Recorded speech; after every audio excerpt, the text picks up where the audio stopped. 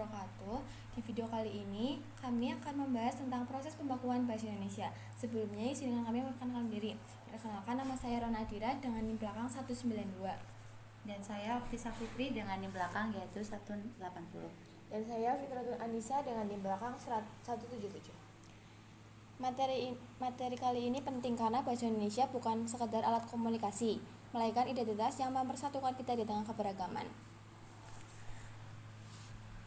Next.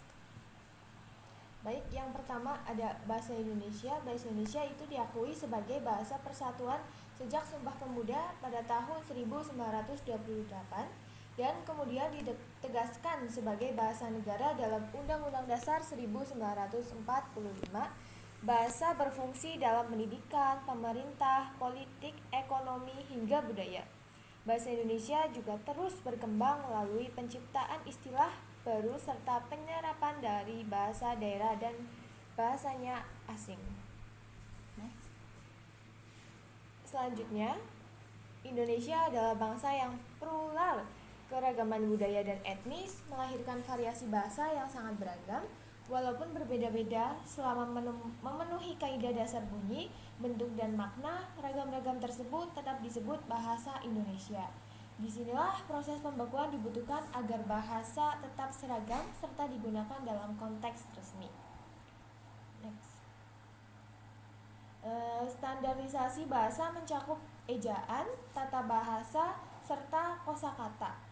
Perkembangan ejaan yang pernah kita gunakan antara lain ejaan Van op Huijsen pada tahun 1901 dan yang kedua Sowandi atau ejaan Republik pada tahun 1947. Yang ketiga, ejaan yang disempurnakan atau EYD yaitu pada tahun 1975. Perubahan ejaan contohnya itu seperti DJ menjadi J atau TJ menjadi C.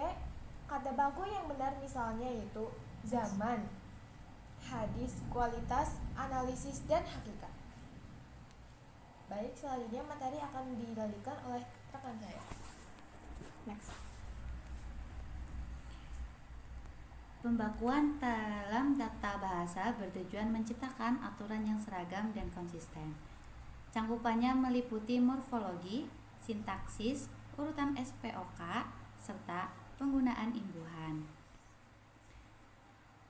Upaya ini dirumuskan dalam Tata Bahasa Baku Bahasa Indonesia tahun 1988 dan direvisi tahun 1993.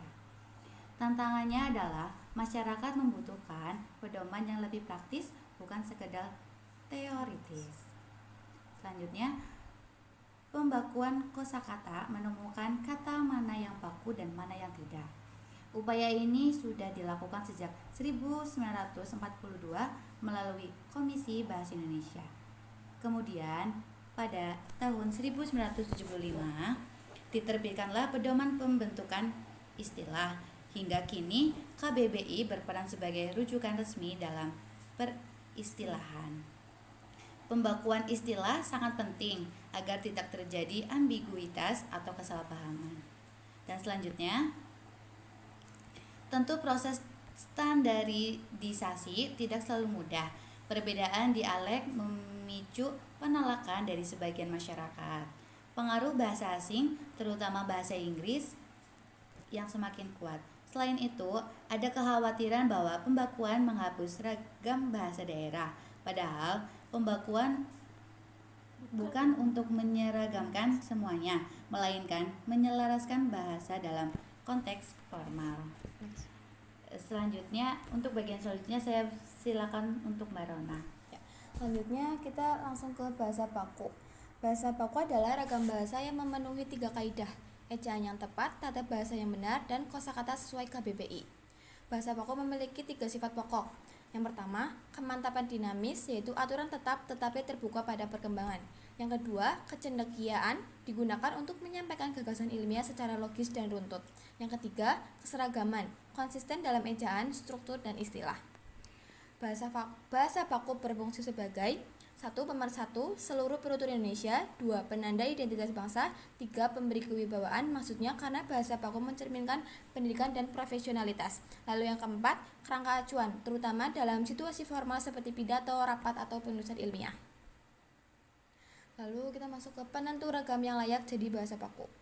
Mulyono menjelaskan bahwa bahasa yang digunakan oleh golongan berpengaruh seperti guru, pejabat, cendekiawan, dan wartawan berpotensi menjadi acuan bahasa baku.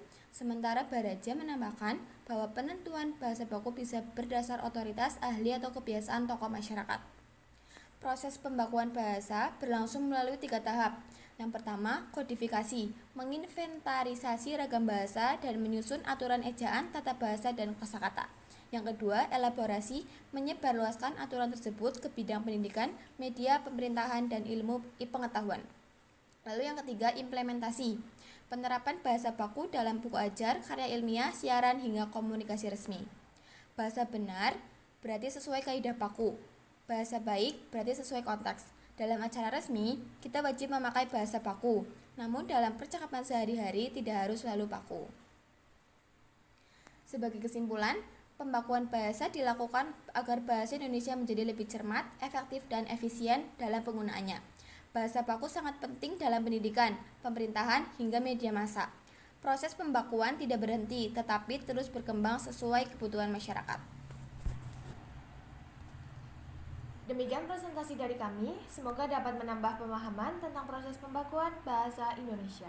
Terima kasih atas perhatian teman-teman. Wassalamualaikum warahmatullahi wabarakatuh. 5 tahun.